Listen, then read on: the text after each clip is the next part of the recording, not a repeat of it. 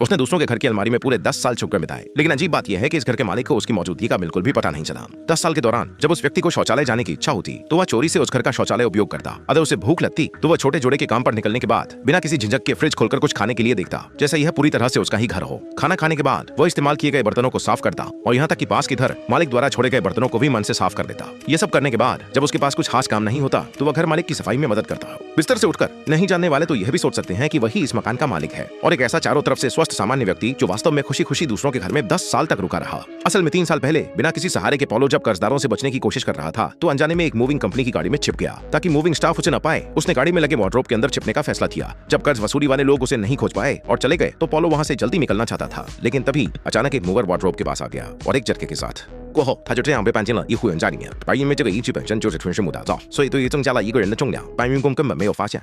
असल में ज्यादा नहीं सोचा था। जब तक बैन ऑन कंपनी के लोग चले गए तभी तक पॉल जल्दी से बाहर निकलना चाहता था, लेकिन तभी जब वह नीचे उतरने की तैयारी कर रहा था, बाहर से अचानक सीढ़ियों पर किसी के आने की आवाज आ गई। घबराहट में पॉल जल्दी से बिस्तर के नीचे छुप गया। अच्छा हुआ कि उसने तेजी से प्रतिक्रिया की और नई आई महिला मकान मालिक द्वारा देखा नहीं गया। महिला मकान मालिक और उसके पति की बातचीत से पॉल को पता चला कि यह अलमारी महिला की मृत दादा द्वारा छोड़ी गई थी। पुराना घर विरासत में मिलने के कारण उसने विशेष रूप से अपने लिए अलमारी यहाँ लाई थी।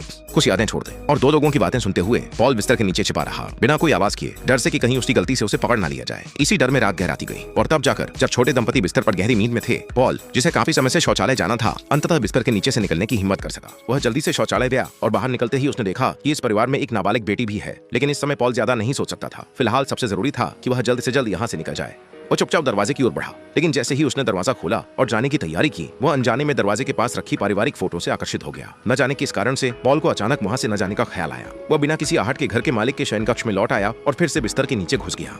जल्द ही पॉल को एक अलार्म की आवाज से झटसा लगा। असल में इस समय तक सुबह हो चुकी थी और छोटे दंपति ने जल्दी जल्दी नाश्ता करके कार से काम पर जाने की जल्दी की। अब जब घर में कोई नहीं था, पॉल बेखौफ होकर बिस्तर के नीचे से बाहर निकला। अब वह घर में कुछ भी करने के लिए स्वतंत्र था और पहली चीज जो वह करना चाहता था वह थी खुद के लिए एक आरामदायक सोने की जगह बनाना। इसलिए उसने भारी ठोस लकड़ी की अलमारी को हटाया और फिर पीछे की अलमारी के दरवाजे को हटा दिया। के बाद उसने दरवाजे के पैनल को अलमारी में समता रखा और अंत में ठोस लकड़ी की अलमारी के पिछला पैनल हटा दिया, जिससे दोनों अलमारी आगे और पीछे से जुड़ गईं। इस तरह कुछ साधारण उपायों के बाद पॉल को एक परफेक्ट छोटा सा घर मिल गया।